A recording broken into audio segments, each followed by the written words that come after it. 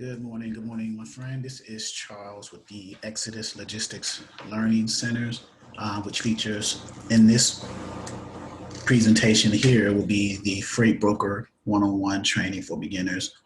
Today is Monday morning, March 15th, 2021. I'm introducing a Freight Broker One-on-One Starter Kit for $249.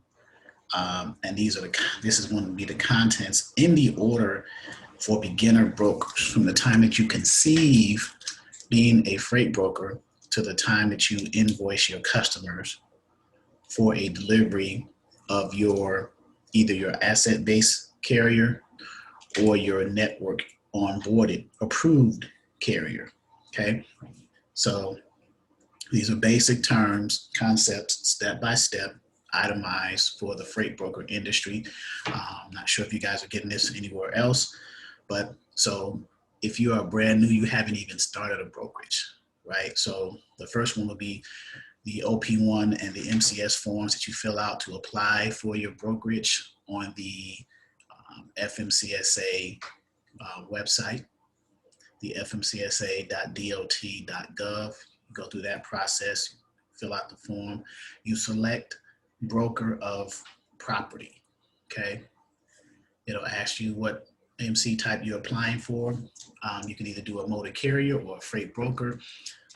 In the motor carrier type, it'll ask you, the subcategory, which is common, contract, passenger, and HHG. On the broker side, it is broker of property and HHG. HHG stands for household goods. Okay. So those two forms. Next, you have to apply for your bond, or a bond, either a surety bond or a trust fund. And in the starter kit, I give you an example of what the two look like. The BMC 84 is the surety bond based off of your credit, and the BMC 85 is the trust fund. Next, you will have to apply for process agent or process server, someone who can serve on your behalf or get served with legal documents, paperwork, in case there is any claims or lawsuits filed against you. Next, I provide a PDF about the UCR, Unified Carrier Registration. You have to apply for that as well as a broker. And then I give a certificate of insurance example. Nowadays, a lot of shippers are requiring brokers to have supplemental insurance on top of what their carriers, either their approved carriers or their asset-based carriers have. Okay, and it's just for the brokers to have a little bit more skin in the game to look impressive and to leverage it with the shippers in order to get those shippers. If you're going into a brokerage without insurance, you're kind of shooting yourself in the foot these days, because the customers, the shippers, in order for you to get those accounts, are requiring different types of insurance coverages, namely liability, contingent cargo, or what's called E&O, errors and omissions. Okay, so you can look those up. And then once you get that, your brokerage will become active after a 10-day period of someone protesting it or not protesting it. And then after that 10-day period, your brokerage will become active. So that process is pretty straightforward. That's number 7. Number 8, we talk about, as new brokerages, it's recommended that you look into factoring companies to help you supplement your finances while you're starting up, and to help float the monies to pay your carriers if you don't have a large amount of money, unless you have a line of credit or a cash flow that you can float your carriers while you're building up your brokerage. Otherwise, it's suggested to consider a factoring company, and we have a list of factoring companies in the documents. And then we offer the TMS system software. So this is dealing now with after you've gotten your brokerage established, but you haven't gotten the first customer yet. We're on number 9. So after you've gotten your brokerage established, but you haven't gotten your first customer yet, then we'll go into number 9, which is the freight broker TMS system. So this is the back office infrastructure of your freight brokerage, okay? And there are different types of TMS systems. TMS stands for Transportation Management Software. It is used to integrate between the shippers, the customers, those accounts, and your brokerage. It is used to keep track of your customers, your carriers, your assets, your loads, different items that you need to keep track of and account for while you are running your brokerage and while you are running a business. So there are several types of TMS systems, and we talk about those in the TMS Word document. We list them. And then we get into number 10 through, I would say, 10 through 15, which are the sales strategies and all the things that are encompassed within those sales strategies, the different types of sales strategies, whether they're cold calls, email campaigns, email scripts, qualifying questions. Once you get to the person that you need to get to, you get past the gatekeeper, you get to the person you need to get to, you ask those qualifying questions, and then they come back and ask you questions, and then you guys have a dialogue to determine if you are a good fit for one another as far as a customer and their account and your brokerage and the ability to arrange for the transport or movement of the freight, okay? And that's what you are. You are a logistics provider, okay? So number 10 through 15 covers and goes into detail and give you some examples. So this starter kit is for those people who may not need the Freight Broker one-on-one training, but still need some documents and some things to give them a little push and a little guidance to proceed into their freight brokerage. Okay, so that was 10 through 15. Number 16 is a sample broker shipper agreement. It's a template for you guys to create your template, your broker shipper agreement from, based off of your company and your structure. So that's number 16. So let's say you get past the point of you've spoken to the potential customer, everything went well. They asked for you to send over your broker shipper agreement and your credentials.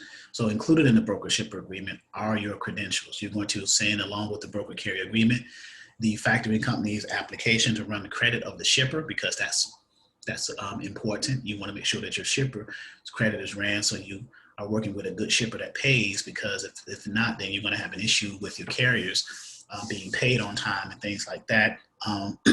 Your credentials, as far as your bond, your W-9, your insurance, and your authority. So those are the things that you send to the potential customer to get an agreement established between you, the broker, and your shipper, okay?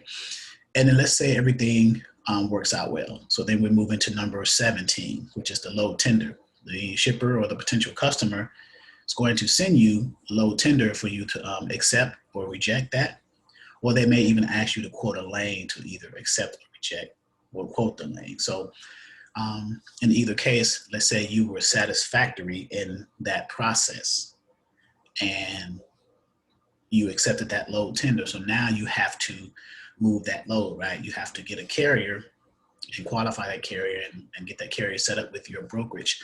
So now we're on number 18, where you have to, for your brokerage, create in your back office infrastructure of your brokerage, a broker carrier contract or broker carrier agreement.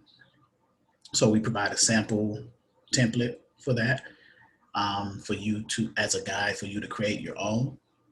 And let's say you created your broker carrier agreement. You found a carrier for a particular load tender or a load that you gotten from your customer on that account. Now after you've qualified that carrier and got them onboarded correctly, the carrier sent you their credentials, their MC authority, their certificate of insurance, their W-9, and if they have a factoring company, a form that they send to you to run the credit on you, the broker, to make sure that you, the broker, pays on time, and that's called an NOA, a notice of assignment. So let's say everything works out in that process. Next, you will produce a rate confirmation from the load tender. So let's say, for example, the load tender was $5,000 or $2,000, let's say, and your margins as a broker was like 15% or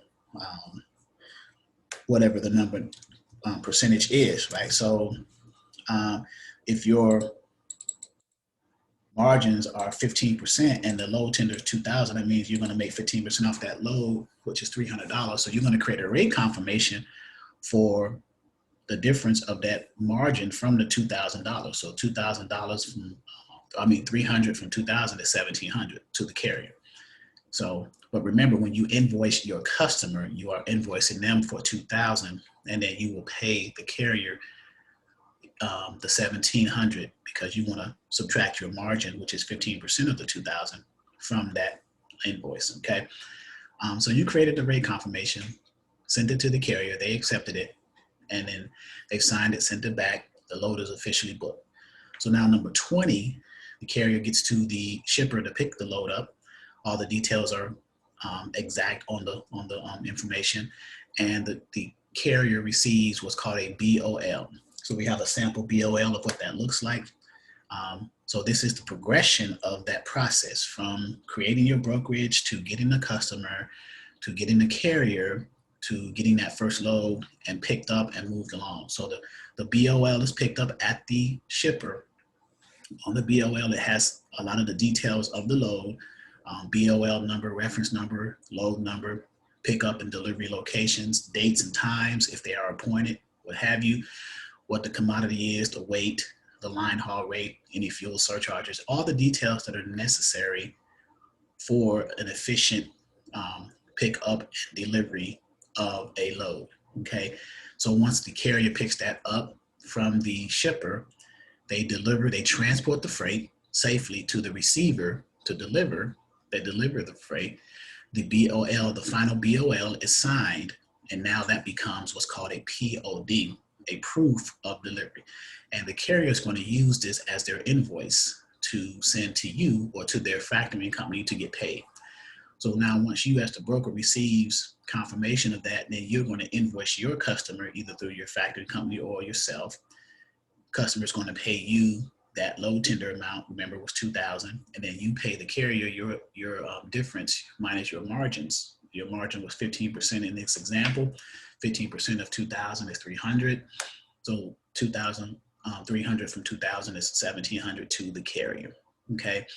Now that process may sound straightforward and easy, sound coming out my mouth, but there are a lot of interchangeable and intermovable parts in there that can kind of make things a little bit messy if things are not done correctly. So, but that is the overall process and the workflow of it from the time you create the brokerage to the time that you get your infrastructure set up in your back office with factoring companies, TMS, load boards, things like that, from to the point where you have sales strategies and you get your customer either through cold calls, local visits, email, scripts, however you ask those qualifying questions.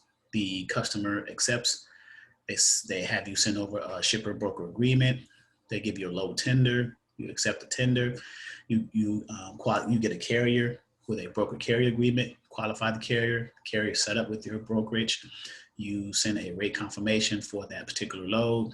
Carrier picks the load up, receives a BOL. They deliver the load.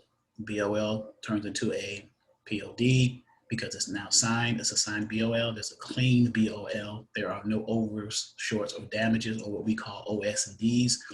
And then the carrier invoices you either directly or through their factoring company. You invoice your customer, and then you pay the carrier after the customer pays you, either directly or through your factoring company. And normally it's going to be through the factoring company because most shippers are like, they pay net 30, net 45, net 60. So carrier's not going to wait that long. So, so most brokers have factoring companies. It just helps in the process. Okay. In addition to that, we have supplemental materials in the starter kit. I have a 2020 shippers database, shippers list, giving my ebook, my free ebook, and then some other reading materials, how do brokers make money and shippers won't work with me. So this is the Freight Broker 101 starter kit. I think it's very helpful, a lot of useful information. And if you go back and watch the replay of this video, how things were explained, you'll be able to find it quite helpful for you. If you are interested in getting training beyond the starter kit, you can reach out to to me, 757-515-1684. Go to email me, Exodus Logistics LLC at yahoo.com, or go to our website, www.exodusdispatchingandtraining.com. Click on the Freight Broker 101 link, and then there's some sublinks under there. You can navigate to the one to enroll in either our seminar training or our ongoing freight broker training for beginners. Okay, and all of the details will be in the description of this video, and this video will be posted on the different platforms, our Facebook channel, Facebook page, our YouTube channel. Okay, so look forward to hearing from you guys. Hopefully this information was very helpful for you, and have a great and wonderful week. Thank you.